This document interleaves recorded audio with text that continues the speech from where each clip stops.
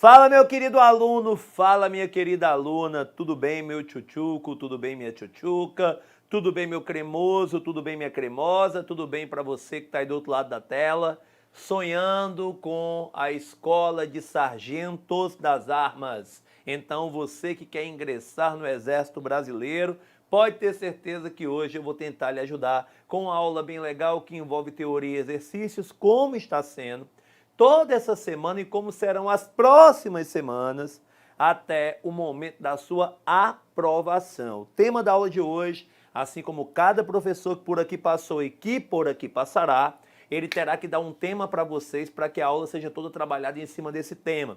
A intenção não é esgotar, mas é falar o que de mais importante sobre aquele tema pode estar contido na prova da ESA, certo? Quando você, ali no mês de julho, provavelmente 11 de julho, vai abrir o caderno de prova e vai encontrar lá a voz dos professores do Alfacom, dizendo foi isso, com todo aquele carinho, com todo aquele cuidado que só a gente e o namorado romântico faz, beleza? Nossa aula de hoje é sobre república oligárquica. Perfeito? Mas a primeira coisa que eu quero é que nós façamos o seguinte. O que é república, Newton? O que é república? República é a nossa forma de governo. República é a nossa forma de governo, certo? Newton, o que significa forma de governo? É o que nós chamamos de instrumento de relação entre governantes e governados. Então, quando eu falo de forma de governo, eu falo da relação entre governantes e governados. Newton, eu escrevo uma redação tão boa, então vou pegar aqui na redação e vou chamar de forma de Estado, que eu acho bonito. Tá errado. Certo? Por quê? Forma de Estado é federação, não é república. O Brasil, ao longo de sua história, teve duas formas de governo, que são a forma monárquica e, atualmente, a forma republicana. Então, forma de governo do Estado brasileiro. O Brasil é uma república. O Brasil é uma república presidencialista, onde o nosso presidente, ele acumula os cargos de chefe de governo, assuntos internos, decisões que merecem ser tomadas, certo? E chefe de Estado, aquele que lá fora é visto como um representante, certo? Dessa nossa república. Então, forma de governo republicana. Então, Newton, vem cá. Faz tempo que nós somos uma república? Faz um certo tempo, sim, que nós somos uma república. Nós somos república desde o ano de 1889. 15 de novembro de 1889, já que eu estou aqui, ó, mirando, olhando no seu olho, pronto para dar o bote, que nem aquela sucuri albina, para que você nunca mais esqueça. Carreiras militares precisa lembrar de data. Beleza? Carreiras militares precisa lembrar de data. 15 de novembro de 1889, o golpe republicano ou simplesmente a proclamação da República. Beleza? Onde se depõe, certo? O então imperador Dom Pedro II. Até os dias de hoje. Até os dias de hoje. Perfeito? Então somos uma república de 1889 até hoje. Claro que as coisas mudaram, né? Desse período, 1889 para cá. Então é necessário que nós façamos recortes a respeito dessa trajetória republicana. Então eu tenho aqui períodos, tá ok? Eu tenho aqui períodos. Newton, quais são os períodos, por favor? Ficou meio torto isso aqui, eu vou apagar, certo? Com o dedinho mesmo, depois eu taco no olho, vai arder, mas você vai mostrar que aqui a gente é macho. Aqui a gente é caveira. Aqui é faca na caveira, não é faca na manteiga, meu querido. Certo? Então nós temos aqui o primeiro período republicano, que nós chamamos de República da Espada. Certo? República da Espada. Aí depois nós temos o segundo período republicano, que é a República Oligárquica. Aí dentro desse período republicano, nós temos a famosa Era Vargas. Era Vargas. Certo? Aí depois nós temos aquilo que alguns chamam de República Populista. Certo? Mas também pode ser chamado de República Liberal. República Liberal.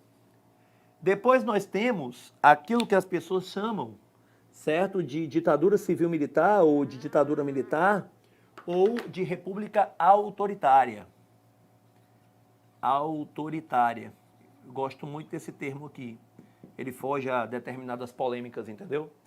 E atualmente nós temos a tal da Nova República. Nova República. Então, República da Espada, República Oligárquica, Era Vargas, República Liberal, República Autoritária e Nova República. Tá ok?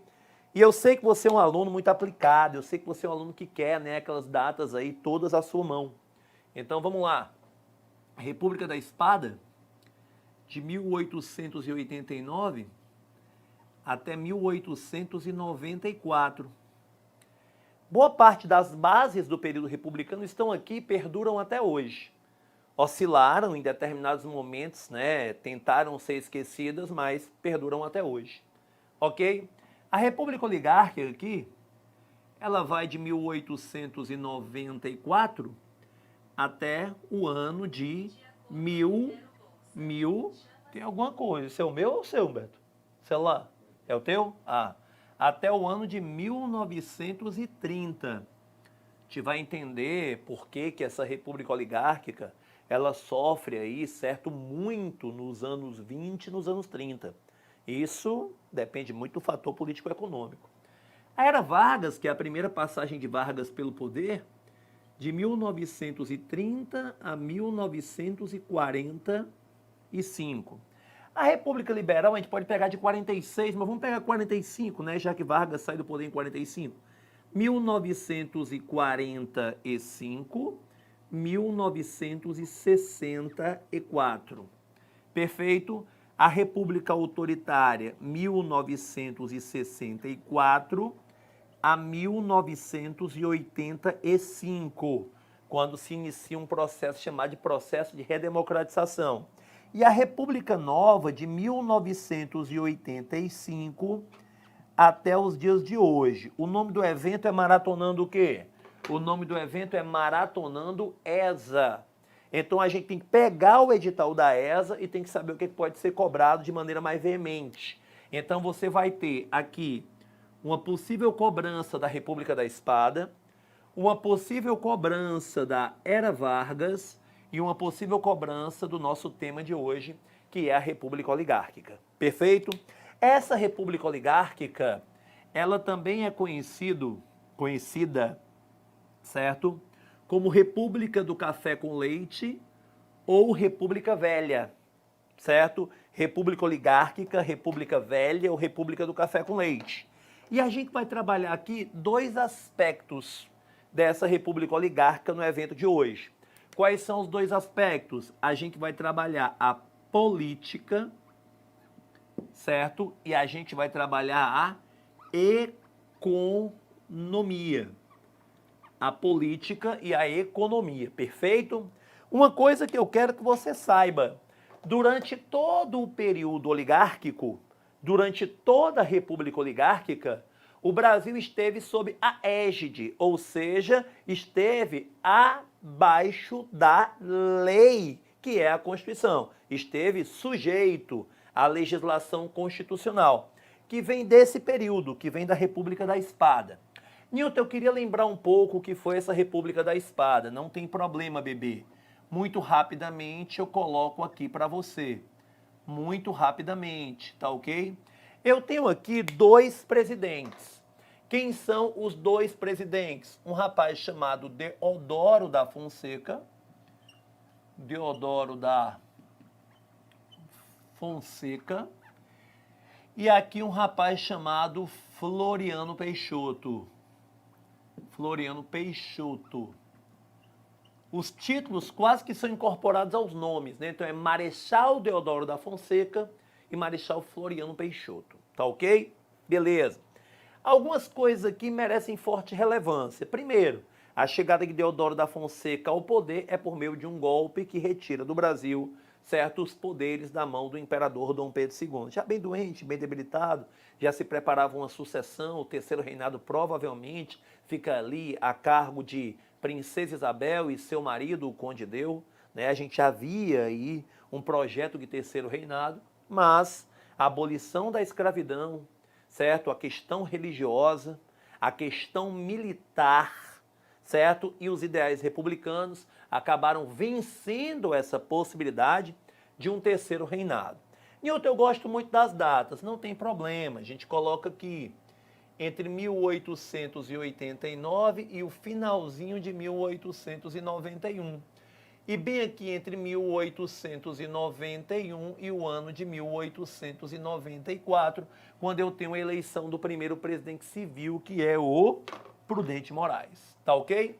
Uma coisa que eu quero é que você saiba que o governo de Deodoro da Fonseca, certo? Ele é dividido aí em dois períodos, certo?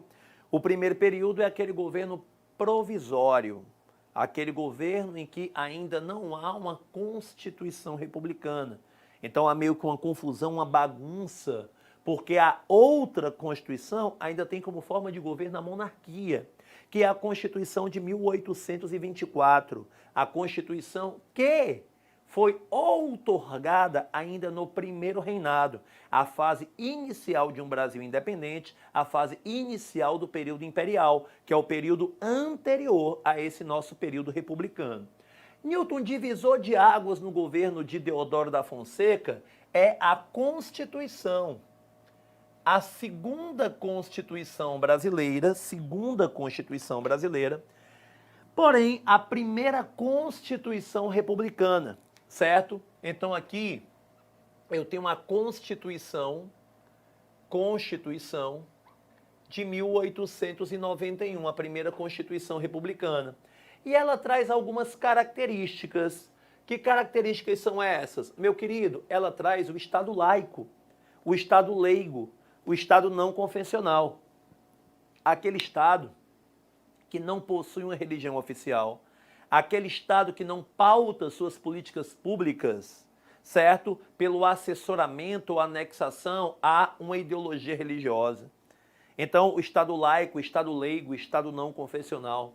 Nós damos autonomia aos entes que agora compõem uma federação, a autonomia aos entes federativos. A gente não tem mais as províncias, nós passamos a ter estados.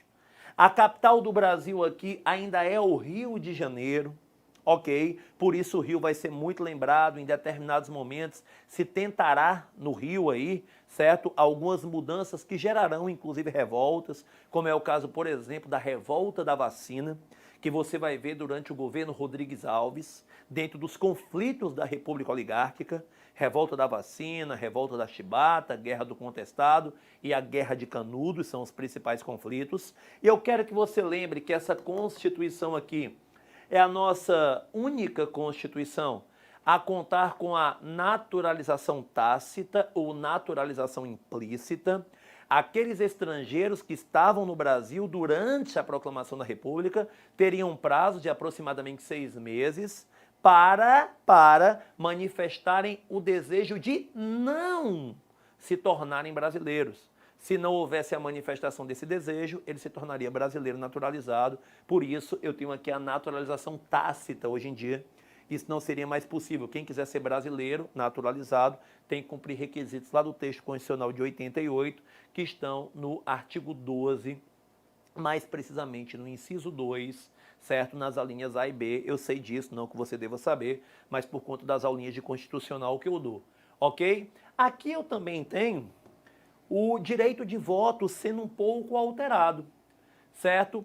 Durante o período imperial, quando eu ainda estabelecia o critério censitário, o critério baseado na renda, nas posses, no poderio econômico, muitos indivíduos acabaram, certo, conseguindo acumular a quantidade necessária para se tornar eleitor de paróquia, eleitor de província e até mesmo para se candidatar.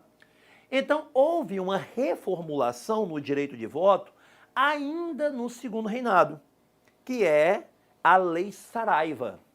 Essa Lei Saraiva é a lei responsável por impedir o acesso dos analfabetos ao voto. Perfeito? Então, a gente chega aqui com essa contribuição eleitoral do período imperial. Nós temos aqui um sufrágio que é pseudo-universal, na prova ele pode até ser chamado de universal, mas há de se fazer uma ressalva, certo? Sufrágio universal masculino. Newton, que é sufrágio, é o direito de acesso. A quê? Ao voto universal, todos, só que todos asterisco. Todos aqueles que a sociedade considera como úteis, no caso os homens, porque a luta pelo direito de voto das mulheres só se consolidará com a reforma do Código Eleitoral no ano de 1932 e só estará prevista constitucionalmente na Constituição posterior, a de 1934, a primeira Constituição do governo Vargas. Beleza? Essa Constituição é um divisor de águas entre o governo provisório do Deodoro da Fonseca e o que será o governo constitucional, onde ele, Deodoro, terá atribuições previstas na própria Constituição. Uma coisa que é bem interessante, uma coisa que é bem legal você lembrar, é que ele, Deodoro da Fonseca, o indivíduo que esteve à frente, por mais que tenha sido colocado à frente, certo, da proclamação da República, ele, Deodoro, não queria a limitação de seus poderes. Então, ele acaba, certo, não aceitando as responsabilidades impostas, o que é uma característica da República. Vem aqui comigo, certo? Dentro de uma República, eu tenho algumas características que precisam ser respeitadas, certo? Para que a gente não tenha uma república fake. Newton, que características são essas? Eu tenho um líder eleito, então eu tenho eletividade, certo? Para um prazo determinado, então eu tenho temporariedade, certo? E com responsabilidade sobre suas atribuições. Responsabilidade, é por isso que você tem a possível punição de um presidente da República por crime de responsabilidade. Então, falou em República, você lembra, eu tenho aqui o que nós chamamos de responsabilidade, o que nós chamamos de temporariedade e o que nós chamamos aqui de eletividade. Ficou muito torto isso aqui. Vou apagar de novo, gosto de apagar com o dedo, porque né, depois a gente lambe, aí se é vermelho tem gosto de morango, porque tudo vermelho tem gosto de morango.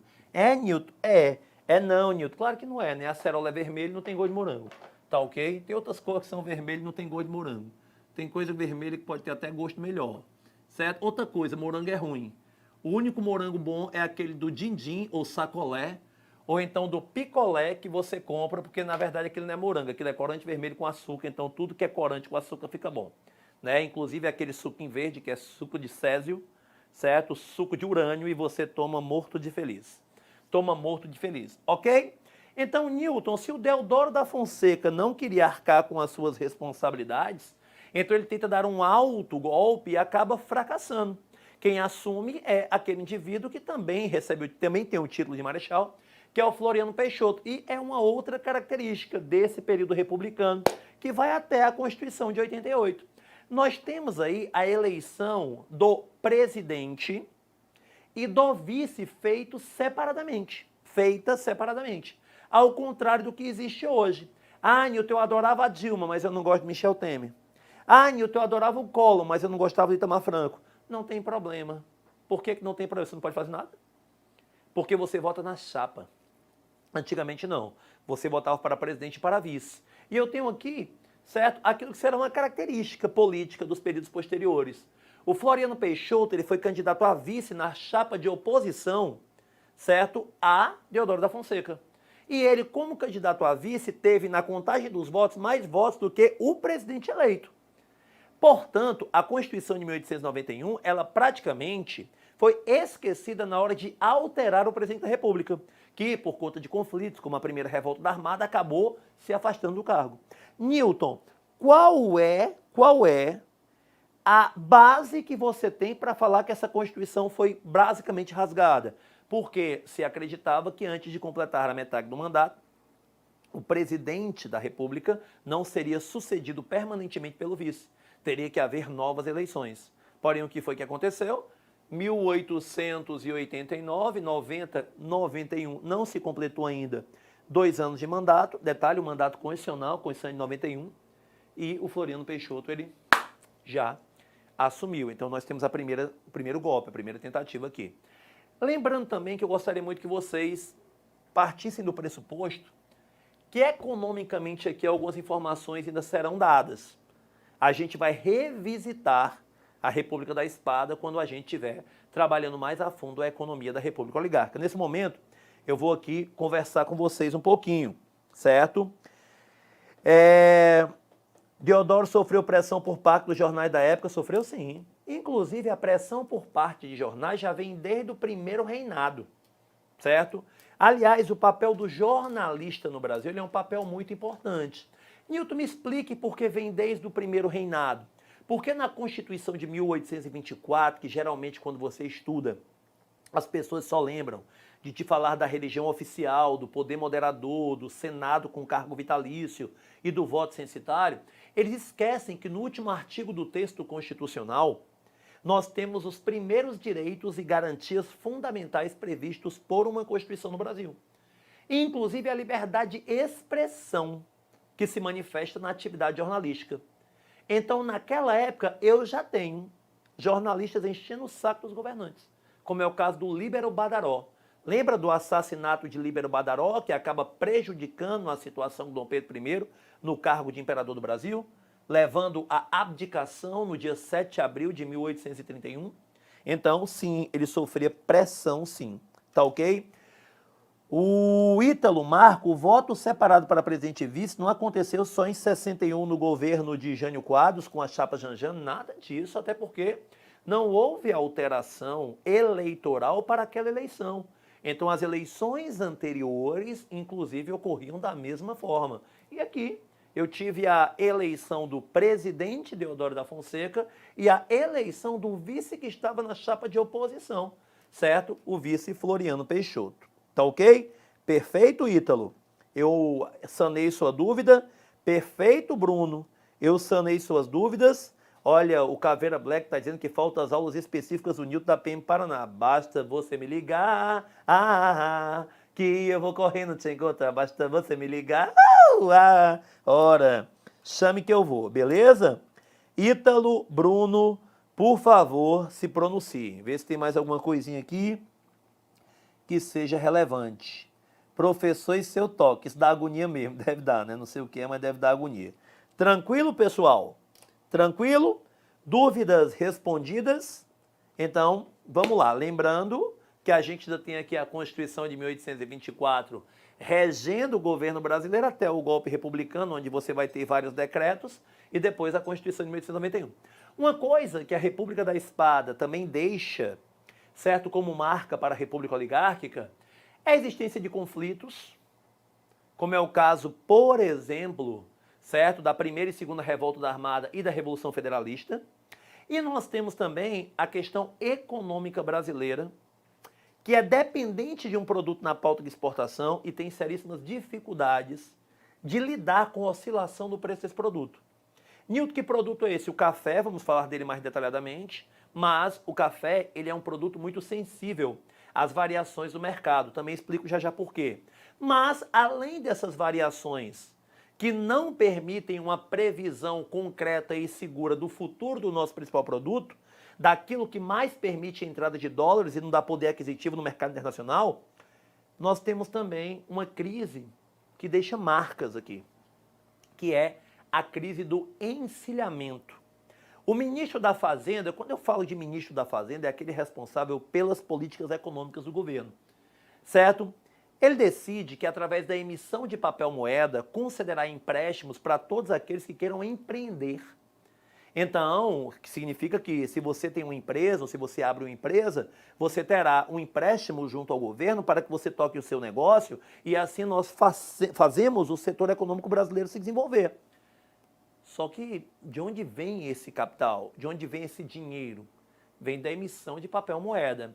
Se emitir papel moeda fosse a forma mais fácil de se enxertar poder econômico, bastava que nós, ligássemos as prensas dos órgãos responsáveis pela confecção de papel moeda, agora que a gente resolveria o problema econômico do Brasil.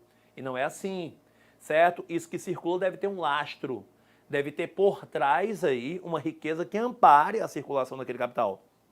E países endividados, países que estão em prejuízo econômico, caso venham a emitir papel moeda de maneira desordenada, eles terão como única consequência a inflação, ou como principal consequência negativa a inflação.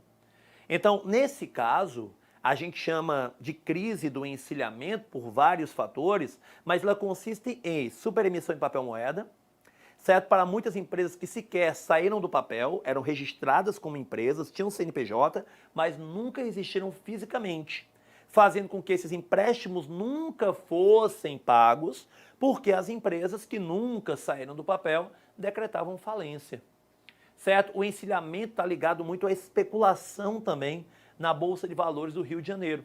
Então o Brasil ele já vem com uma dívida externa altíssima do período imperial e ele não tem nesse momento a expertise enquanto nação, enquanto república, para poder economicamente ganhar uma gordura, né? Assim que você fala, quando você está falando, por exemplo, Campeonato Brasileiro, o time que abriu 7 pontos, ele ganhou uma gordura na luta pelo título, pronto, ganharam uma gordura para que pudéssemos nos estabilizar. Nossa dívida externa crescia, mas já a gente vai tentar, certo, acabar com isso aí, certo? Acabar com isso aí. A Guerra do Paraguai foi em 1865, durante o segundo reinado. Misael, 64 a 70, eu não estou vendo aqui, já passou, nesse período ainda não chegamos à Guerra do Paraguai. Não, já passamos da Guerra do Paraguai. Voto de Cabresto poderia explicar melhor, não só voto de Cabresto, como a expressão coronel, como a expressão República do Café com Leite, tudo vai ser explicado hoje, tá ok? Então, deixa eu colocar aqui para você e vamos começar agora a falar mais profundamente da República Oligárquica, do que tange a política e a economia. Nilton, quando é que começa a República Velha ou República Oligárquica? Com a eleição do primeiro presidente civil, certo? O primeiro civil eleito presidente da República. Nilton, então, quem inaugura a República Oligárquica é o Prudente de Moraes. Prudente de Moraes. Perfeito? Não tem aquela relação conturbada entre presidentes e seus vices? Não tem? Talvez uma das relações mais conturbadas entre um presidente e o seu vice-presidente seja do Prudente de Moraes com o Manuel Vitorino, que foi o seu vice. Prudente, inclusive, por uma série de problemas de saúde, se afastava do poder com certa frequência e o Manuel assumia o cargo de presidente da República. E num desses afastamentos, certo? Achando que Prudente não voltaria para ocupar o cargo, ele faz uma aquisição para que ele tivesse uma residência considerada à sua altura para governar. E aí que é comprado o Palácio do Catete, que é sede, da República Brasileira durante longos anos em que o Rio de Janeiro foi capital do Brasil. Hoje abriga o Museu da República, no Rio de Janeiro, ali perto, eu acho que Flamengo, tem outro nomezinho ali que o pessoal chama, mas estive visitando lá recentemente, muito legal. O Prudente de Moraes, ele também vai ser lembrado, porém esse não é o foco da aula de hoje, por um conflito, que é a Guerra de Canudos, que vai mostrar algumas coisas, certo? A forma como as regiões brasileiras ainda não estão consolidadas, segundo, a fragilidade do exército brasileiro, que é inicialmente derrotada por sertanejos, que óbvio, com o ideal, inclusive de caráter religioso, liderados por Antônio Conselheiro no sertão da Bahia, vão promover esse conflito aí, ok? Prudente Moraes. Prudente Moraes que, ao fim do seu mandato, ele é vítima de uma tentativa de assassinato, certo? E boa parte dos meios de comunicação e de alguns políticos da época atribuem ao seu vice, fazendo com que o vice meio que vá se afastando da política, porque senão seria um nome forte para assumir a presidência em um outro momento. Tá ok? Prudente Moraes. Muitos comparam, inclusive, o Prudente Moraes com o Abraham Lincoln, certo? Porque ambos têm uma aparência física muito similar, certo? Ambos enfrentam conflitos dentro de seus territórios, o Lincoln com a Guerra de Secessão dos Estados Unidos e o Prudente Moraes com a Guerra de Canudos, e ambos são alvo de tentativas de assassinato. No caso do Abraham Lincoln, essa tentativa acaba, certo, se consolidando. Ele fica no poder entre 1894 e 1898. Então, o que eu preciso saber sobre ele, Prudente, é um período aí de introdução da República Oligárquica, é um período que rompe com a República da Espada. Para você ter noção, meu querido, algumas peculiaridades desse período, o Prudente Moraes, ele não teve nem sequer um carro que o levasse do hotel até o Palácio do Catete, para que ele pudesse, até o Palácio do Catete não, que vai ser comprado depois, até a sede do governo para que ele pudesse tomar posse. Floriano Peixoto simplesmente disse tchau e benção, já era. Tá ok? Ele vai encontrar nada lá. Esse Prudente Moraes, ele vai dar lugar ao Campos Sales. Aí o Campos Sales, para você entender, a República Oligárquica, ele é muito importante. Duas coisas são importantes: a introdução da política dos governadores e o Fandeloan.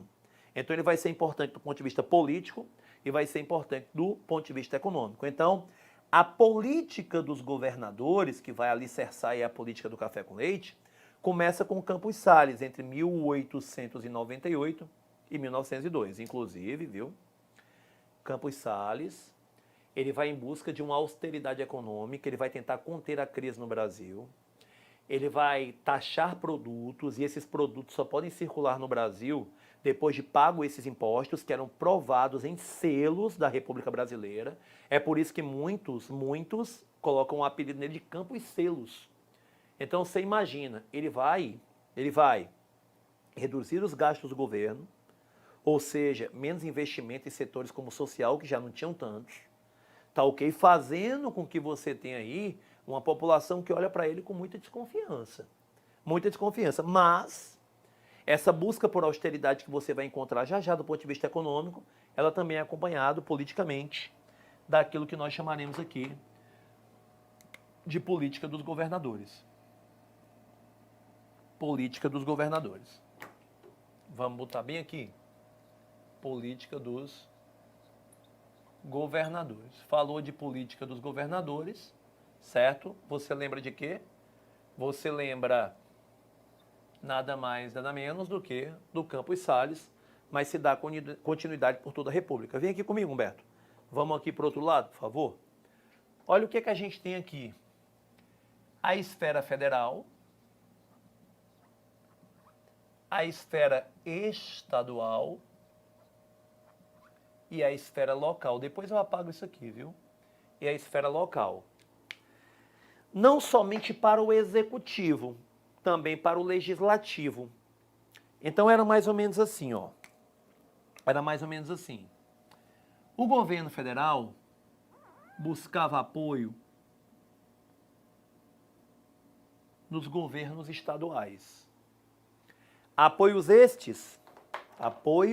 esse que garantiria que dentro desses estados fossem eleitos os deputados federais, fossem eleitos os senadores, certo? Que apoiassem as intenções do governo federal.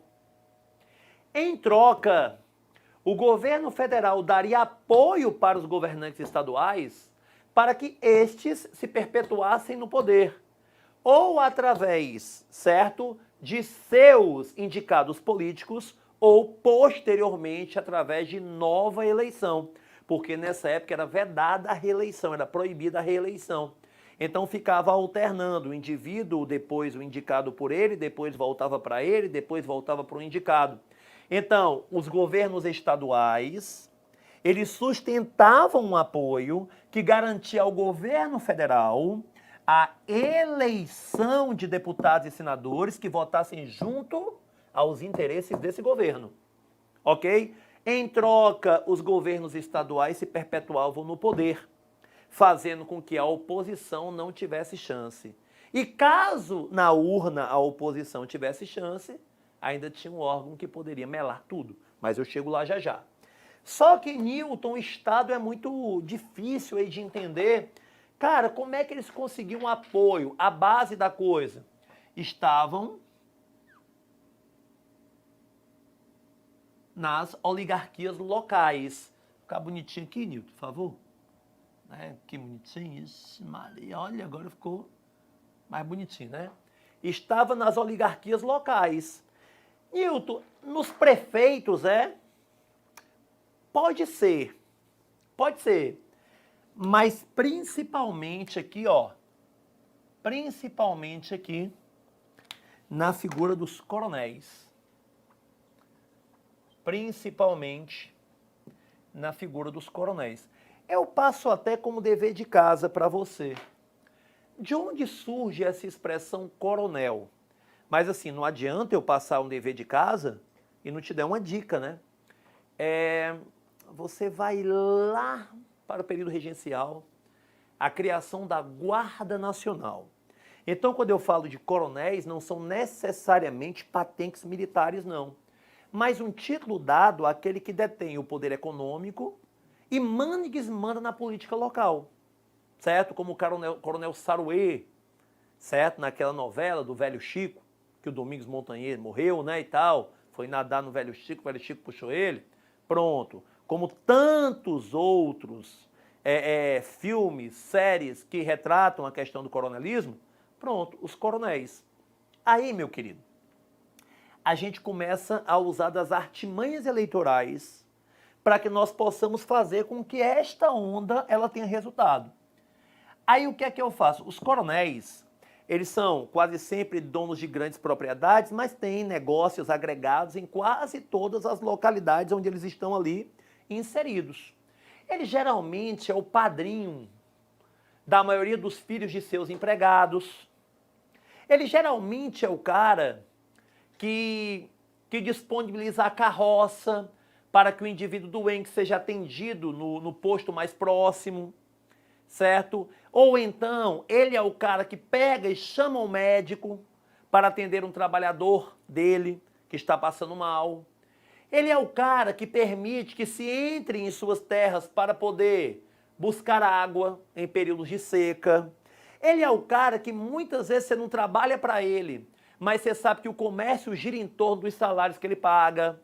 Então ele manda e desmanda nisso aqui. Por si só, essa questão aí do clientelismo, certo? Que é essa questão da troca de favores, que você vê tanto nas esferas quanto entre os coronéis e a população mais humilde, ela vai ser a mola mestre, ela vai ser o motor dessa política dos governadores. Mas, veja bem, você vai ver que nada disso teria resultado se o voto, ele não for dado para aquele que o coronel apoia. É por isso que aqui eu tenho que ter muito cuidado. Vamos lá. Sessão eleitoral, a fazenda do coronel. Vamos lá, requisito básico, a alfabetização, ser homem. Só que aí, meu querido, imagina aí. Chega para votar na casa do coronel, olha. Olá, tudo bem? Com licença? Tá olhando para mim com o quê? Com cara... Tá brabo? Bem ali essa linha de votação, ó. O voto não era secreto, ele se torna secreto depois. O que esse povo armado tá olhando para mim? Eita, a urna ali. Opa, vou aqui só mostrar quem eu vou votar. Você é doido, macho, cheio de jagunço armado, o coronel olhando para ti. Tá aí votar no candidato de oposição a ele?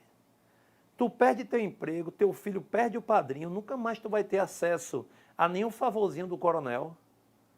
Tu vai ser excomungado, certo? Embora esse termo seja mais religioso, você vai ser isolado no meio da comunidade. Sem contar que se porventura ele achar que você o trai, pode ser que você leve um moi de sola. Newton, que diabo é moi de sola? Pode ser que você leve um tá ligado, um MMA fighter na sua cabeça ali, meu irmão. Então você tem que ter cuidado. Por isso o candidato do coronel sempre ganhava. Mas, Newton, muita gente votava, meu querido, sem brincadeira. Jesus não ressuscitou Lázaro, né? Pois o coronel ressuscitava uma galera. Como assim? O cara morreu, mas ainda não tem a certidão, o atestado de óbito. pera ainda, legalmente ele não morreu, tá vivo. Então alguém votava pelo cara. São os famosos eleitores fantasmas, tá ok? Nilton, mas o fulano é analfabeto, ele não pode votar. Curso intensivo de alfabetização. Vamos lá, meu querido, vem cá, começa a sua assinatura. Repita aqui. Não, Nilton, minha assinatura é no polegar. Não, sua assinatura é essa, agora você vai repetir, até poder votar em quem eu quero. Ou então, se não conseguir, pode deixar, ninguém tá vendo mesmo, quem controla sou eu vou lá, assino por você e você vota no candidato que eu quero. Esse tipo de voto, que você praticamente tira as possibilidades do indivíduo de olhar para outro rumo que não seja o rumo que o coronel quer que ele olhe, é o voto de cabresto. Que quem é que tinha me perguntado aqui? Quem é que tinha me perguntado sobre o voto de cabresto? Certo? Cadê o voto de cabresto? Quem foi que perguntou? Foi o Ismael. Então tá aí, Ismael, para você. Esse aí é o voto de cabresto. Entendeu? Nilton, pode ser por pressão física, psicológica, por fraude.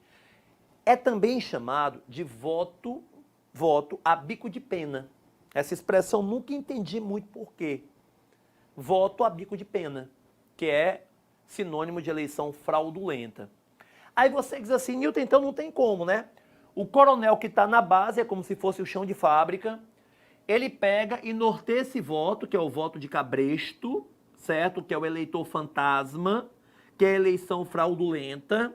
Então ele garante naquela comunidade, certo? Na esfera local, a vitória dos candidatos apoiados pela esfera estadual. Garantindo a vitória local, ele garante a vitória no estado, o que contenta o governo federal, que vai agora apoiar o governo estadual nas sucessões presidenciais, que vai pagar o favor apoiando as elites locais e assim perpetuando o mesmo grupo no poder. É por isso que o nome é República Oligárquica. Nilton, eu não entendi. Olha, duas expressões que você confunde muito. Aristocracia e oligarquia. Aristocracia dá um ar de pedância. Ai, ele tem um ar aristocrático. Aristocracia significa governo dos melhores. São os mais capacitados para exercer aquele governo. Então, se você pegar ao pé da letra, não é algo negativo. Mas quando eu falo de oligarquia, eu falo de governo de poucos, não necessariamente dos melhores. São aqueles que criam um clube restrito, o clube dos amigos do presidente, o clube dos amigos do governador, o clube dos amigos dos coronéis. E assim eu faço a roda girar, sempre levando para o sentido que eu quero. Mas, Nilton, imagine que nós temos aí uma manifestação que sai às ruas. Eu não quero, vamos acabar com isso. Diga não à vacina. Eu não quero saber dessa esculhambação, não sei o quê. E o candidato de oposição vence. Até os jagunços se voltam contra o coronel. É aí que entra um órgão. A comissão verificadora de voto ou a comissão verificadora de poderes, que poderia, encontrando fraude naquela eleição, e todas tinham, anular o resultado das urnas. Então imagine que mesmo com a situação improvável de derrota por parte do governo federal, por todo o esquema fixado, ainda temos aí o tapetão. Dá para a gente ganhar na justiça o direito de fazermos o nosso candidato. Perfeito? Tranquilo aqui? Vamos lá. Até os mortos votavam, inclusive chamamos de eleitores fantasmas.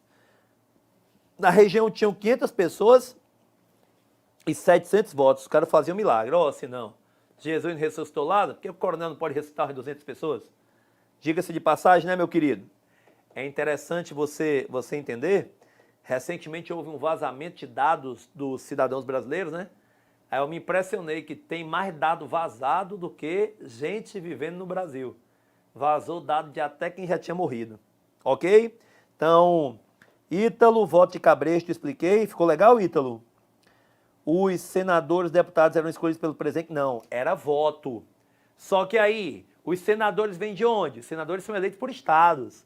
Os deputados federais vêm de onde? São eleitos por estados. Então é por isso que o governo federal tinha que se aproximar tanto da elite estadual, porque era daqui que saíam os deputados e os senadores que aprovam os projetos do governo. Então fazia com que o executivo e o legislativo andassem assim, um do lado do outro. Então, quanto mais o deputado quisesse se firmar no poder, mais perto do governo federal ele tinha que andar. Mais perto da elite estadual ele tinha que andar. Meu irmão, é uma coisa toda amarradinha, toda engessada. Ok? Toda engessada. Cadê? Professor, o senhor vai falar sobre a imersão SpaceX. Imersão SpaceX é um projeto muito parecido com o Maratonando ESA, começa na semana que vem. O Imersão SpaceX, ao contrário do Maratonando ESA, que é feito em 6 dias na semana, primeiro dia foi com o professor Neurilo Júnior, segundo dia com o professor Pedro Evaristo, não foi, Pedro Evaristo, o terceiro dia com o professor Carlos Sérgio, o quarto dia comigo, professor Nilton Matos, mais fraquinho e tudinho. O sexto dia com o professor Volner Ribeiro, e o quinto dia com o professor Volner Ribeiro, e o sexto dia de home studio com o professor Ítalo Trigueiro. Então o que é que a gente fez? A gente pegou e entregou para você língua portuguesa, matemática, língua inglesa, história, redação e geografia, que são as matérias da ESA, beleza? Só que as matérias da SpaceX a gente tem que dar aí uma atenção a mais, porque entram aí novas disciplinas. Então o que é que você vai ter na semana que vem? Vamos ver se eu lembro. Certo? Na segunda, eu tenho aqui, vou ler aqui para vocês. Certo? Bem rapidão. Bem rapidão, pessoal. Bem rapidão. Que é bom que eu não dou para vocês bizu furado. Certo? Segunda-feira, Química com João Vitor. Terça-feira, Redação com o Vone. Quarta-feira, Gramática com o Flauzino. Quinta-feira, Inglês com o Casé. E sexta-feira, Física com o professor Alisson César, que é um dos que está chegando aí. Na semana que vem, a gente vai ter literatura, vai ter história, vai ter geografia, certo? Isso é muito importante. Vai ter matemática, o que é muito importante para você. E a gente tem aí, certo? As matérias completas da SpaceX, entendeu? Rumo a ESA. O que você está fazendo aqui? Olha, pessoal, o que você está fazendo aqui? Então, deu para entender, Bruno, aí do imersão? Então, a gente vai ter esses eventos. Na rota da EA, 4 matérias, né? 4 dias na semana. Maratonando ESA, 6 dias. E a imersão SpaceX, que serão 10 dias, certo? A imersão SpaceX é bom para a ESA também? As matérias em comum, lógico que sim. Então, história, geografia, matemática, português, redação em inglês, sim. Agora, química, física, não. Aí você tem que ver se está dentro do seu edital, certo? Rapaz, aqui está falando que fez 78 pontos, mas zerou literatura. É por isso que tudo tem que ser visto. Beleza, Brunão? Podemos ir? Então, deixa eu colocar aqui de novo no meu slide bonitão. Tá aqui.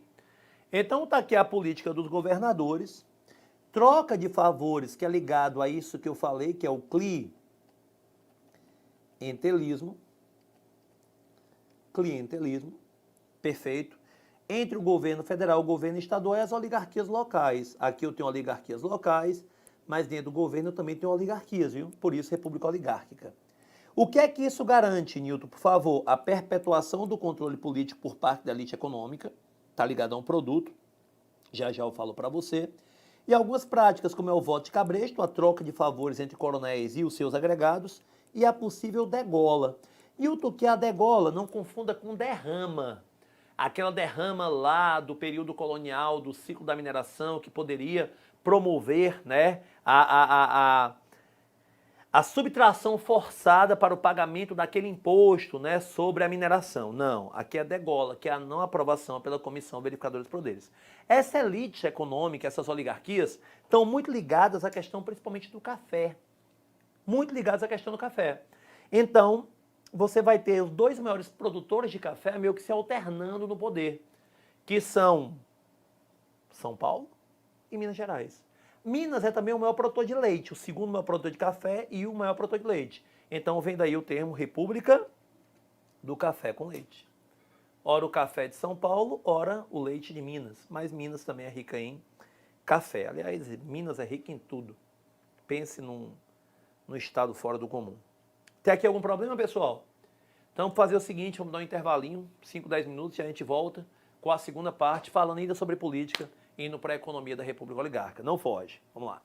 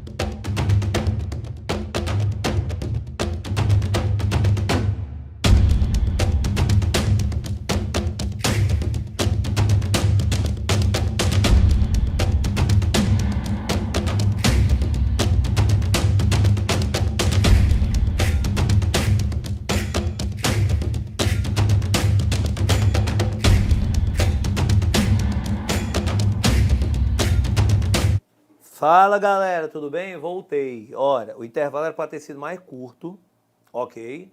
Mas como eu tenho transparência com meus alunos, eu não vou deixar que vocês achem que a situação está fedendo. Assim, fedendo está, né? Eu tô passando por um processo inflamatório, estava com dor no cotovelo, ombro, joelho, e tô tomando um anti-inflamatório, né? Só que eu sou daquele tipo de pessoa que tem um problema com anti-inflamatório, tá ligado?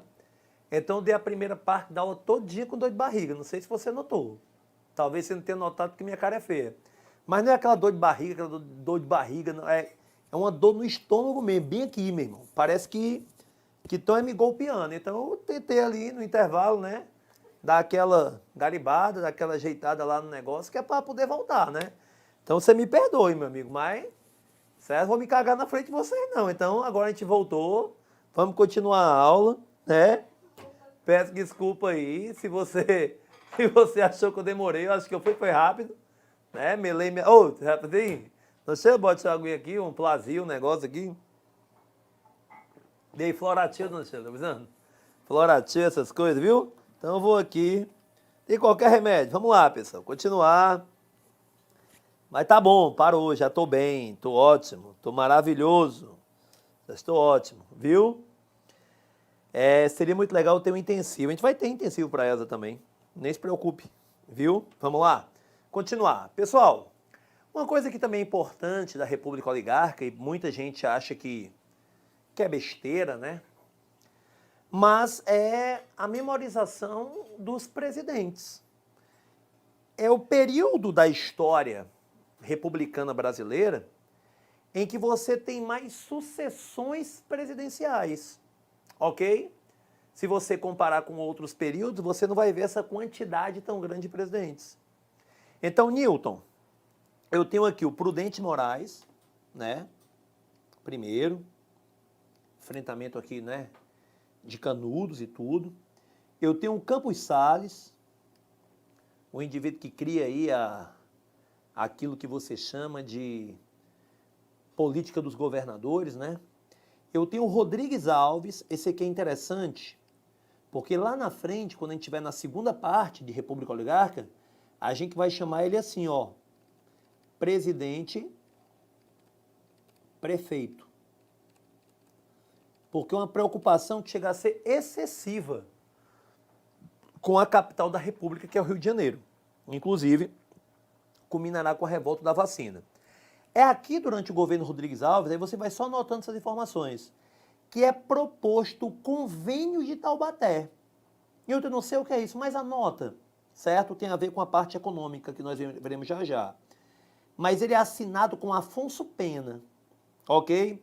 Que acaba, né, infelizmente, ou felizmente, sei lá, tendo que sair do cargo, né, pela morte, e assume Nilo Peçanha.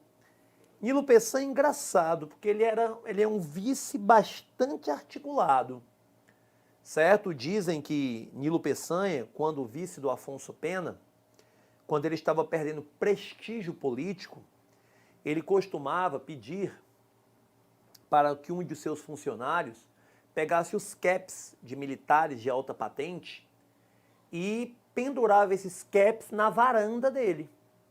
Porque era um hábito comum, assim como em alguns locais você tem o hábito de tirar as chinelas para entrar na casa de alguém, as pessoas elas penduravam os chapéus nas varandas ou em um local reservado. Então, o Nilo Peçanha, quando ele estava perdendo prestígio político, o pessoal, o Nilo é só um vice-presidente. Então ele começava a pendurar os caps dos militares e fechava a portinha da varanda. Então, o que é que se imaginava quando se passava pela varanda de Nilo Peçanha? Se imaginava que ele, Nilo Peçanha, estava tendo uma reunião com os militares. O que já dá, opa, olha a importância do vice, firmando acordos com os militares, aqueles que lá atrás são responsáveis pela proclamação da República, entendeu? Ele, Nilo também, para alguns, aí você tem que ter cuidado com essa informação, provavelmente nunca seria cobrado em prova, ele teria traços do primeiro presidente negro do Brasil. Nilo era mulato, inclusive fazia uso, certo? À época também não era incomum, de algumas técnicas para poder tornar-se com feições mais brancas. Nessa época, muita gente diz que Nilo sofreu com a cor de sua pele, mas outros já afirmam que ele já é representante da maior parte da população, que é a população mulata. Então, para ele, isso não foi um grande problema, pelo menos isso que dizem os historiadores, tá ok? Depois eu tenho um militar, o Hermes da Fonseca, sobrenome legal, né? Lembro de alguém? Pois é. Aqui cria não só política como familiar do Marechal Deodoro da Fonseca. O cara da campanha civilista, que enfrenta a campanha civilista de Rui Barbosa, o cara que depois tenta romper com as oligarquias, né, implantando a política das salvações, que nada mais são do que intervenções estaduais para que as oligarquias já não dominem mais o poder. Ele tenta pôr um fim com a política dos governadores, certo? O Venceslau Braz, muito importante o Venceslau Braz, porque é ele o político, presidente, que vai se transformar naquele dos 3Gs. Newton, mas já estamos falando de 5G.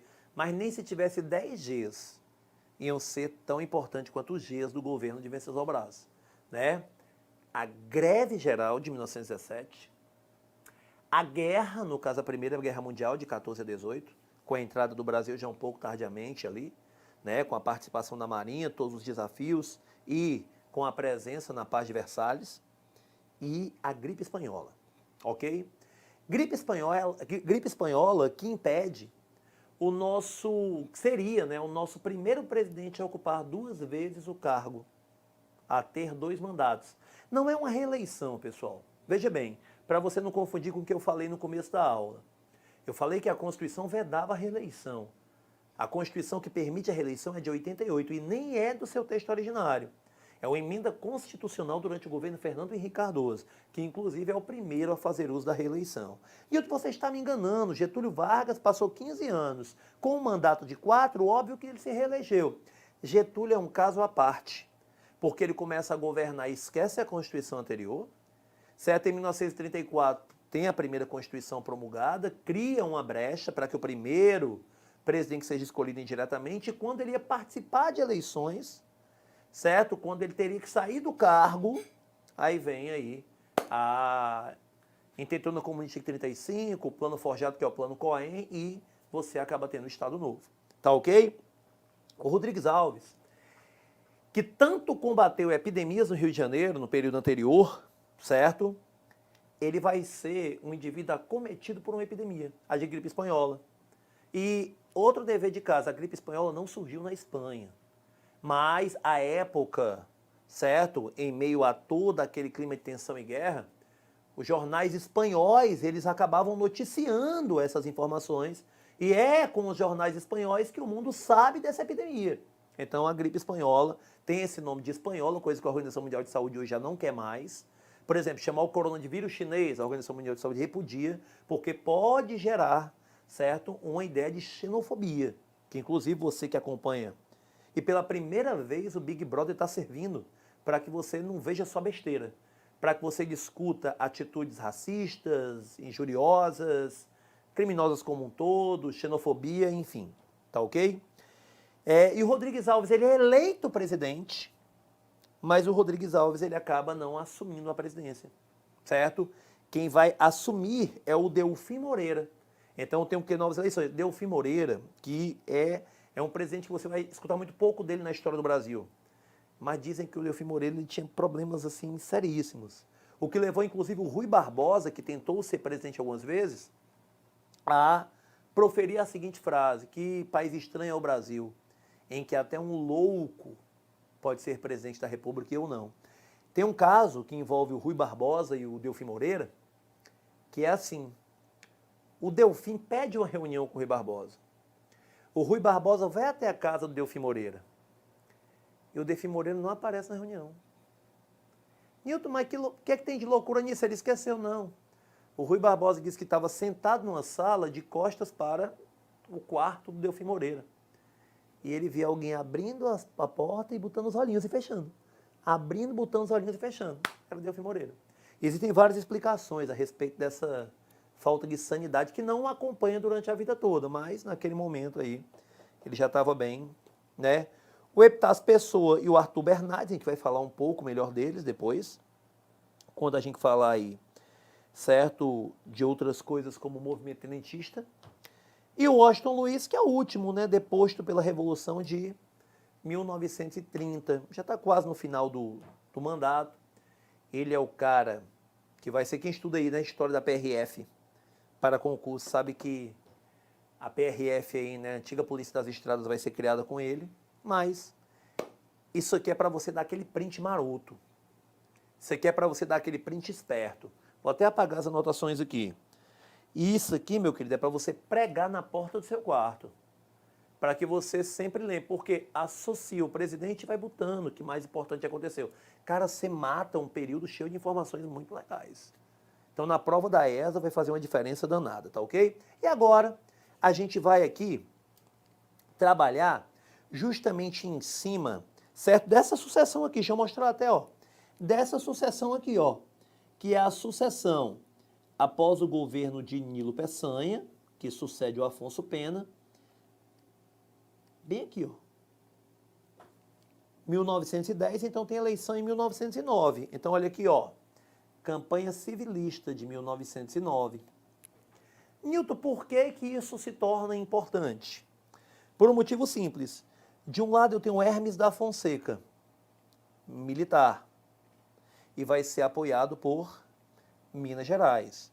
Porque nós tivemos aqui, pessoal, uma sucessão de paulistas. Então eu tenho Prudente Moraes, Campos Salles e Rodrigues Alves. Então o que é que se esperava? Que você tivesse agora uma sucessão de mineiros. Depois vai ficar alternado, né? Mas uma sucessão de mineiros. É o que acontece, o Afonso Pena morre, o Nilo Peçanha, se eu não me engano, é carioca, e os mineiros eles queriam, certo? Que o presidente agora fosse mineiro ou indicado por Minas. O que é que vai acontecer? Olha aqui, ó. Minas Gerais apoia o Hermes da Fonseca, mas São Paulo se recusa a apoiá-lo. E apoia o Rui Barbosa, que já tinha tentado ser presidente algumas vezes, inclusive eu falei, certo? Aí qual é o grande mote do Rui Barbosa? O Rui Barbosa disse assim, pessoal, pelo amor de Deus, vamos lembrar um pouquinho da coisa. Eu falei que ia ficar revisitando aqui, né? Vamos lembrar um pouquinho da coisa. Olha, lembra do período dos militares, política de encilhamento, meu Deus, militares contra civis. A gente tem que dar continuidade aos governos civis, certo? Os militares, engraçado que os militares, o Hermes da Fonseca, cara, ele tava, sabe, pregando no exército como escantearam os militares, como afastaram os militares do poder. E ele seria o retorno, mas o Hermes da Fonseca, cara, ele vence, certo? Ele vence. E tem um governo com certas dificuldades, porque ele, Hermes da Fonseca, é o cara que vai implementar isso aqui, ó. A política de salvação nacional. Não, mas Nilton, me explique direito, Nilton. Eu ainda não entendi por que campanha civilista. Porque o Rui Barbosa invoca a ideia de continuidade de um governo civil contra o novo governo militar. Tá ok? Um retorno da República da Espada. Mas quem ganhou é o Hermes da Fonseca. Aí você nota que teve um arranhamento entre Minas e São Paulo. Principalmente São Paulo, que apoia Rui Barbosa, vai ser alvo da ira do Hermes da Fonseca. Ficou chateadinho, hashtag chateado, certo? Valendo um CD da Carol Conká. Valendo um CD da Carol Conká. Que bandeira é essa? Certo? Que bandeira é essa? Vamos lá, todo mundo participando agora. Valendo um CD da mulher mais amada do Brasil, Carol Conká. Certo? Quem acertar vai ter um jantar com ela. Vai poder escutar os conselhos dela de como ser empática com as pessoas. Meu querido, qual é essa bandeira aí que eu acabei de marcar? Eu queria que você soubesse, né? Ficou hashtag chateadinho. E foi aí para a política de salvação nacional. Aí o que ele vai querer, ó? Ao invés dos governos estaduais serem sustentados pela oligarquia local, ele quer substituir as lideranças estaduais. Vai começar por onde? Óbvio, São Paulo. Não consegue êxito, Nordeste. Inclusive, pesquisa depois da Revolução Cearense e a participação de Padre Cícero Romão Batista. Hoje, ícone no Cariri, aqui, né, no interior do estado do Ceará. Principalmente na cidade de Juazeiro do Norte, onde há o Horto, em homenagem ao Padre Cícero. Tá ok? Em homenagem ao Padre Cícero. A pessoa pediu para eu mostrar de novo, né?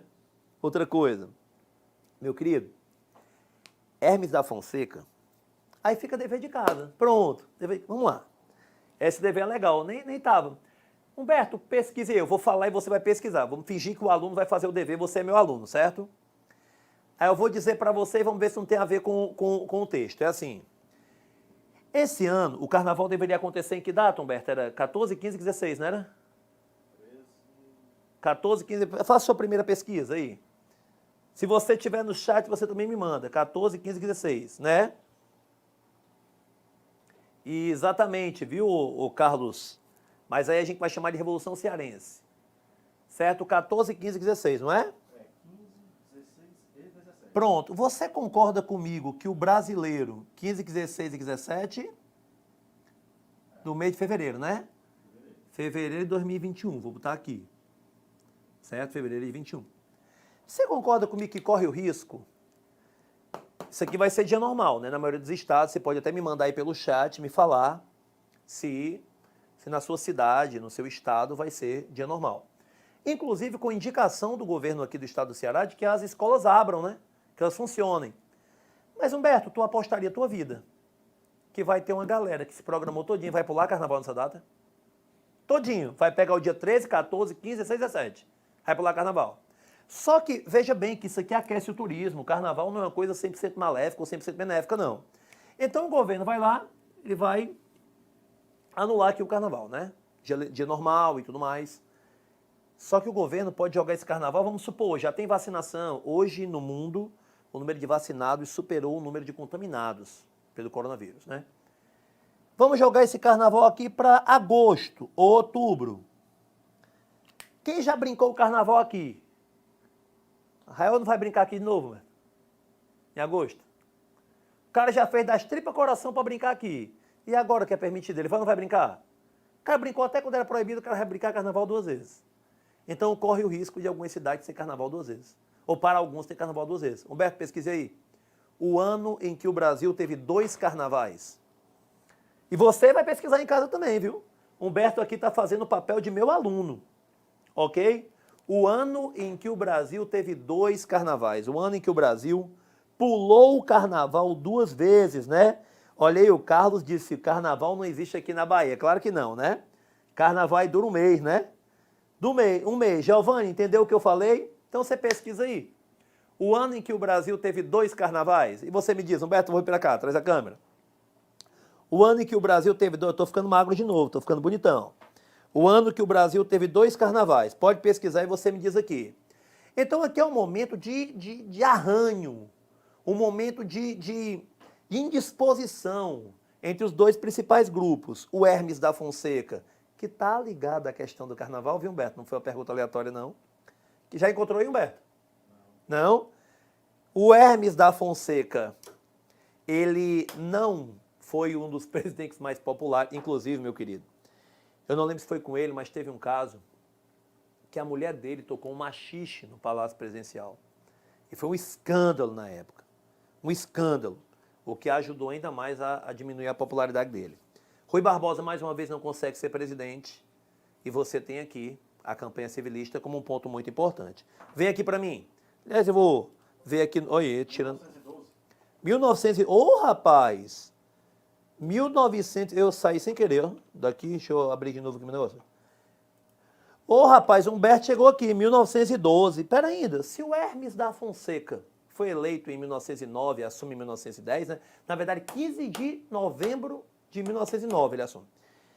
Meu querido, então, pera ainda, o Brasil pulou o carnaval 2 vezes durante o governo de Hermes da Fonseca. Você pode ter uma repetição. Não é um bom tema de prova para esse ano? Com toda essa discussão do carnaval. Certo? Tinha uma marchinha na época. Tu sabe por quê? Sei. Por conta da morte do Barão do Rio Branco. Aí ele quis cancelar o carnaval. Aí tinha uma marchinha, vê se eu ainda lembro. Vou tentar lembrar, uma coisa mais ou menos assim, ó. Ai, como seria, ai, como serão, não teria carnaval porque morreu um barão. Ai, que bom seria, ai, que bom que é. Imagine se ao invés do barão morresse um coronel. Mas a galera pedindo a morte. do Hermes da Fonseca, mas eu não vou lembrar aqui, certo?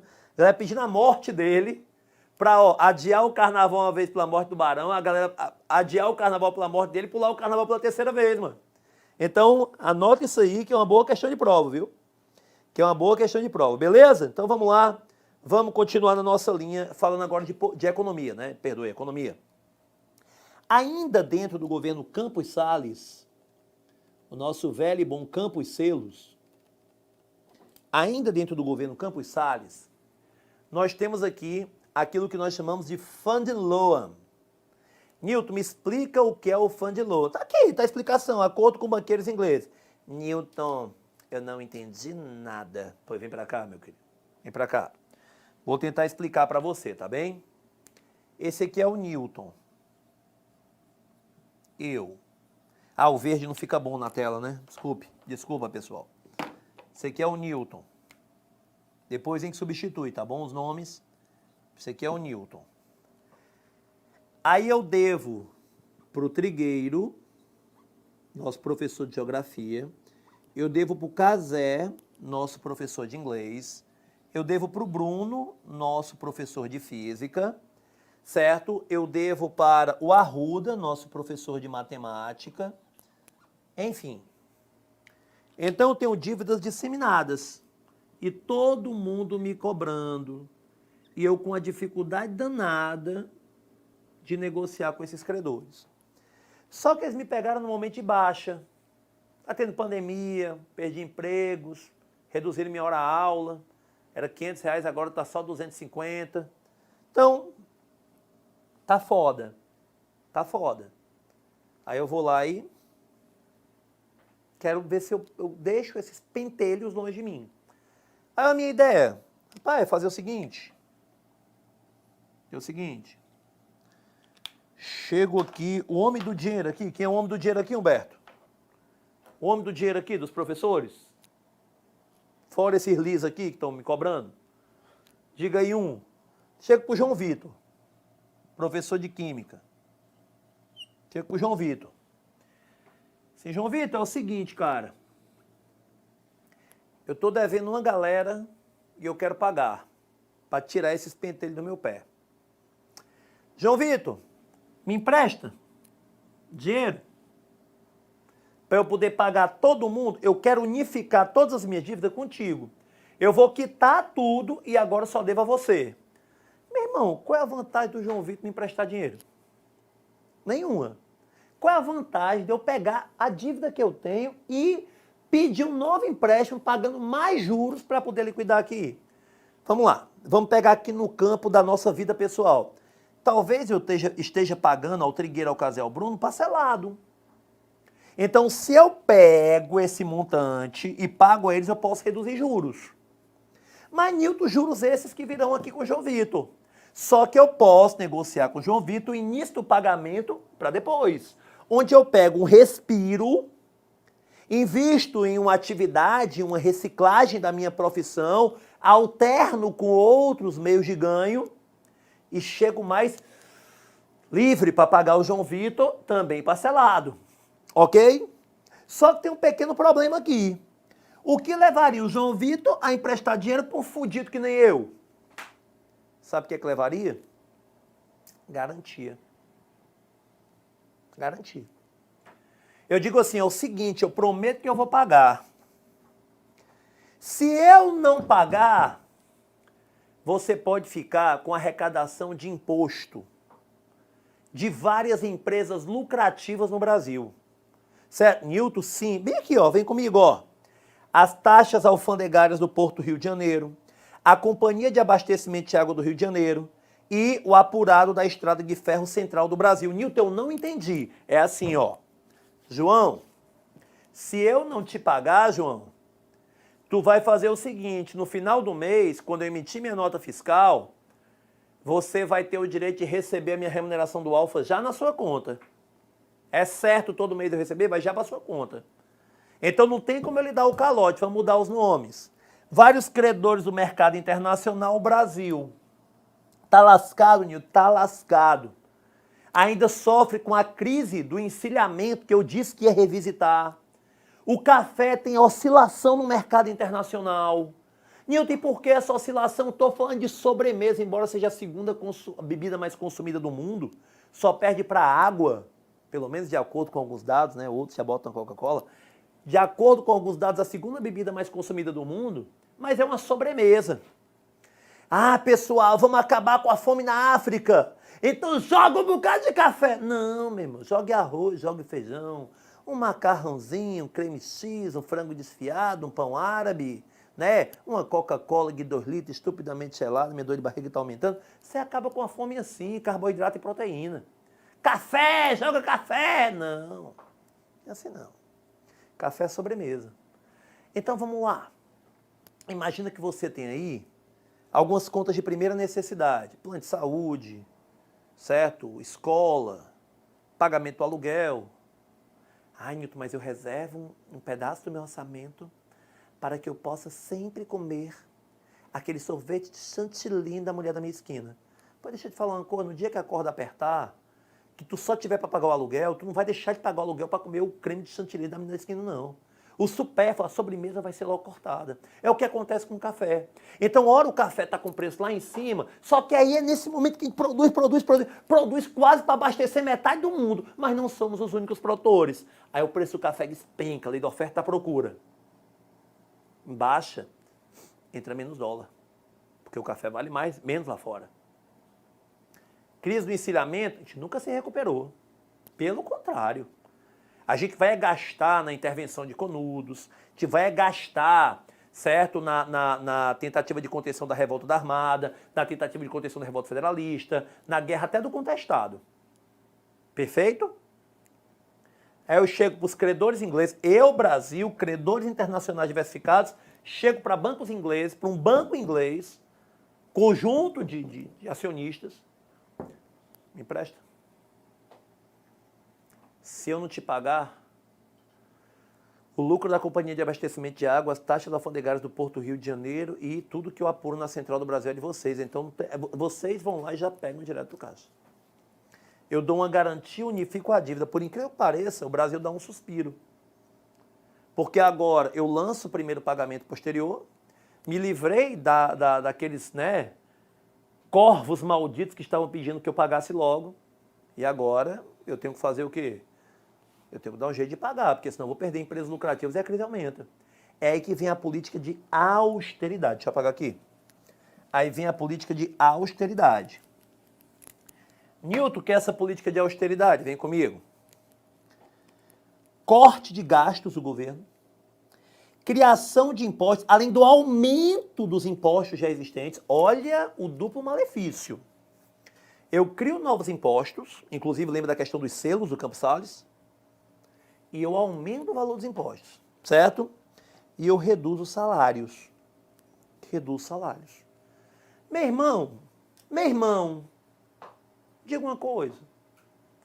Um presidente que corta gasto do governo, um presidente que aumenta e cria novos impostos, um presidente que reduz salário, ele vai ser popular ou impopular? Vai ser impopular, Nilton. A negada vai para as ruas, vai quebrar tudo. Esse rapaz, esse jovem moço, nunca mais será eleito. Mas ele não pode se reeleger mesmo. Mas ele não fará o seu sucessor. Pois ele faz o sucessor, que era monarquista, ele que convence, vamos pro lado republicano, que é o Rodrigues Alves, que inclusive era chamado de conselheiro, porque foi conselheiro do imperador. Mas como com essa impopularidade? Política dos governadores. Não é ele que cria? Deu para entender? Massa? Deixa eu ver aqui no chat. Professor, Oi. a semana que vem o senhor falou como é que ia ser. Uhum. Teve uma mudança, você já falou dessa mudança? Do João Vitor? Não. O Casé é terça-feira. O senhor já falou como está o Casé terça-feira? É, o dia que ele pode, né? Isso. E o vôlei foi para quinta, né? Quinta, exatamente. Beleza? Pena que não funciona com o país. Não, pera ainda, Noaci. Não é que não tenha funcionado, foi testado. Deu um alívio. Depois o preço do café dá uma aumentada, mas ele vai ficar oscilando, o que prejudica muito a economia. Tá ok? O que prejudica muito a economia. Estou olhando para o relógio que meu barriga está começando a doer, viu? Se eu tiver de correr, a gente encerra o evento. Segura, vai dar certo. Isso Eu pedi Plasil, ninguém comprou Plasil, Floratil. Então, se você é meu aluno, meu irmão, vou falar duas coisas aqui pra ti, ó. Brother, eu tô te dando aqui aula gratuita no YouTube com conteúdo, meu irmão. Quase 2 horas de aula. Se tu passar na ESA, se tu passar na SpaceX, passar em outro concurso, eu só quero 2 presentes. Você me dá um kimono, A2 ou A3, depende do kimono. Também pode ser escrito com Q, de bandeira portuguesada. Certo? E manda pra mim remédio. Porque se tem uma cor que eu tomo é remédio. Eu notei que lá em casa não tem uma caixinha de remédio, não. Lá em casa tem um container de remédio. Certo? Então, kimono aí pro meu jiu-jitsu diário. Hoje eu tava endiabrado, Humberto. Hoje eu tava passando guarda de faixa roxa, finalizando faixa roxa, lutando pau a pau com faixa preta. Hoje eu tava, né? Giovanni, essa questão do Brasil com dívida no exterior até hoje, eu gostaria de não comentar agora. Porque o Brasil ele também é credor de alguns fundos que emprestam para o exterior. Então seria assim, uma explicação mais longa. Inclusive, durante o governo Lula, lembra que o pessoal falou que o Brasil pagou a dívida externa? É porque se referiam ao Brasil ter se tornado credor do FMI, mas o país pode ser credor e devedor. Mas como eu estou dizendo, né? Como eu estou dizendo, a insatisfação desse grupo de elite já existia antes do governo de Campos Salles? Sim, claro que sim. Inclusive, já vem desde o período imperial. Haja vista que o imperador Dom Pedro II foi alvo de um golpe. Ok? Perfeito, Carlos. Projeto 01. Mais alguma pergunta? Vai, mandem perguntas aí. Mandem perguntas, deem um like. Vamos, quem está sempre aqui para responder. Beleza? Não tem, depois vamos voltar para a última parte aqui, que é a parte de economia. Ainda na parte de economia. Aqui, meus queridos, não sei se vocês tocou, aqui é o café. Aqui é o café. Principal produto na exportação brasileira. Mas como é o principal produto e como ele é o que atrai mais dólares, muitas vezes a minha produção supera o meu público-alvo, né? Supera o meu mercado consumidor, gerando os sinais de superprodução, o que faz com que o preço caia e geralmente tem crise no Brasil nesses períodos. É ele quem sustenta a política brasileira, porque é essa economia do café com leite que vai alternando, ou pelo menos deveria alternar os presidentes que são indicados à presidência do Brasil. Só que lembra, é uma sobremesa, é um produto não essencial para o mercado consumidor. Por isso é muito sensível às oscilações de mercado. Beleza? Nilton, o que é que eu devo saber sobre o café? No governo Rodrigues Alves é proposto, ok? Mas é assinado no governo Afonso Pena, é o convênio de Taubaté. Vamos ver se você é besta para aceitar. É o seguinte, ó. Eu tenho aqui os cafeicultores e eu tenho aqui o governo. Beleza? Aos cafeicultores lançam uma proposta para o governo. Proposta.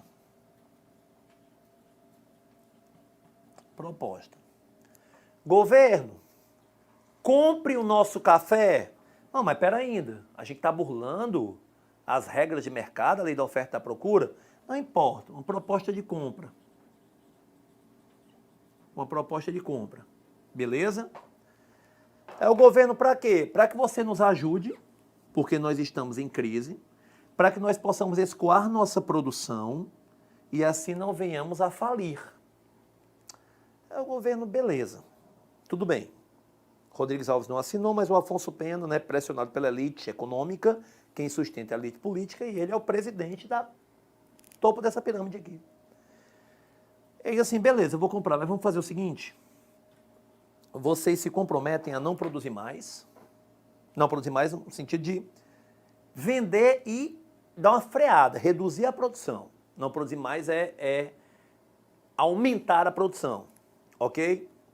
Alternar a produção de café com outras culturas, ok? E, se possível, até deixar campos vazios, mas não planta mais café.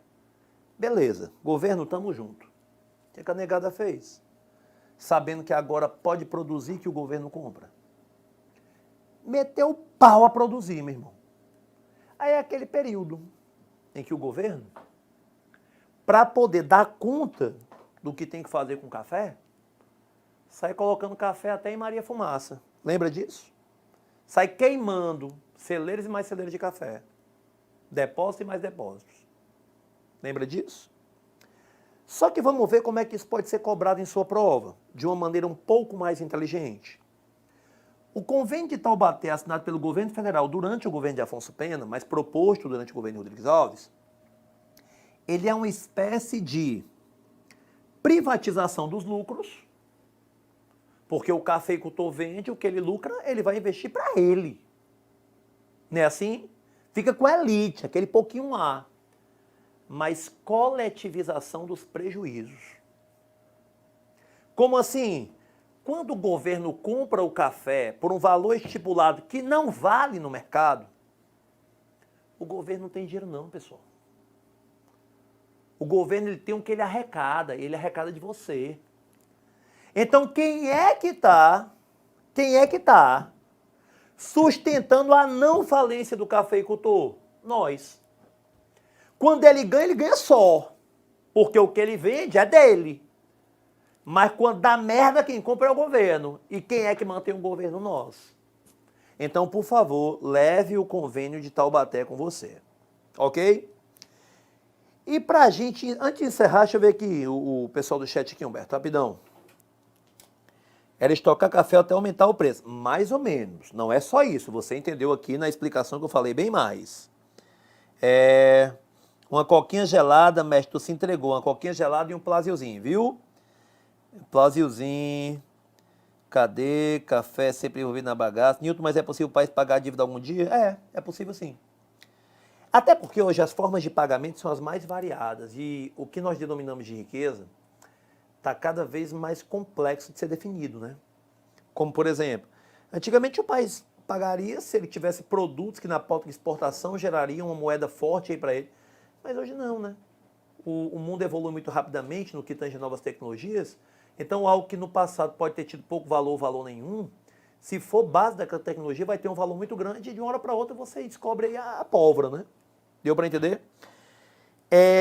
Pessoal, vamos lá para a nossa informação aqui final, ainda da economia. Isso aqui, pessoal, é a seringueira, né? Um pedaço da seringueira. Então tá ligado à borracha, certo? Borracha. Que é matéria-prima para os pneus. A gente está falando aqui, certo, do começo do século XX. A gente está ali naquela, né, da segunda para a terceira etapa da Revolução Industrial e o setor automobilístico está bombando. Onde é que eu vou ter muito dessa borracha? Na Amazônia, que é a seringueira nativa. Então o cara tem que adentrar a floresta, é mais complicado, certo? Inclusive vai ter um problema aí. Porque a gente vai adentrando uma área de floresta que pertence à Bolívia. Ai, mas Bolívia? Bolívia. Sabe, Bolívia? Mas a Bolívia diz, não, brigar com vocês não. Olha, eu vou garantir o direito de extração. Quer extrair? Você é de onde mesmo? Uma empresa norte-americana? Pois vai lá, extrai. O Brasil está lá. Se vocês tirarem... Aí o Brasil agora não vai ter mais acesso àquela área de floresta boliviana. Aí o que é que vai acontecer? Tratado de Petrópolis, 1903, a última anexação do território do Estado brasileiro. E vem um Acre para nós. Está aqui, inclusive, ó, o Acre. Tem até um documentário, o Trigueiro cita muito, o Acre existe. Tá ok? Nesse período é construída, né, que nunca terminou, a estrada de ferro Madeira Mamoré. Um pedaço dessa estrada de ferro ainda é, querendo ou não, meio que tombado ali um patrimônio. E, Nilton, a borracha gera uma grande riqueza para o norte, principalmente para Manaus, Belém. Mas, de repente, ali por volta de 1910, 1912, você tem um declínio na produção de borracha no Brasil. Por quê? Porque os asiáticos, eles começam a plantar as seringueiras. Então é muito mais fácil você ir numa floresta só de seringueira do que você se embrenhar na floresta amazônica, morrendo de medo de ser comido por uma cobra, por uma onça, para chegar até onde estão as seringueiras naturais, nativas, e extrair o látex delas. Então a concorrência com os asiáticos diminui. Mas se tentou por aqui, inclusive, porque da Ásia para cá, né? Se fazeram algo. Você conhece a Fordlândia? Ford, né, que saiu do Brasil agora. Fordlândia. Fica como dever de casa. A tentativa de criação de reservas, certo, artificiais de produção de látex, seringueira. Verdadeiras cidades, mantidas por quem? Pela Ford, empresa automobilística, lembra dos pneus. Beleza, pessoal? Que me despedir de vocês agora. Newton, em quanto está avaliada a dívida do Brasil atualmente? Não tenho a menor noção. Viu? Menor noção. Professor, o que é o nacionalismo presente nas potências no neocolonialismo? É aquele sentimento de pertencimento. É você ter, certo, uma ideologia baseada de que há uma unidade entre indivíduos diferentes e que garantem a você um sentimento de pertencimento a determinado grupo. Esse grupo aqui eu tenho como sendo nós. Tudo que é diferente são os outros. Então isso é muito massa para uma guerra. Ou então para a invasão de um território que eu considero bastante diferente. Ok? Pessoal, a culpa do inglês levou a semente para A, exatamente. Pessoal, eu me despeço de vocês aqui agora. Você viu que eu estou mal. Estou encerrando o evento 10 minutinhos mais cedo. Peço perdão. Mas eu ainda vou ficar aqui no alfa, aqui no banheiro. O banheiro está aberto? Aberto? Banheiro? Certo? Banheiro, né? Tá ocupado? Não, peço pra sair, peço pra sair. Então, negada, tchau, vou dar aquela cagadinha. Tchau, beijão.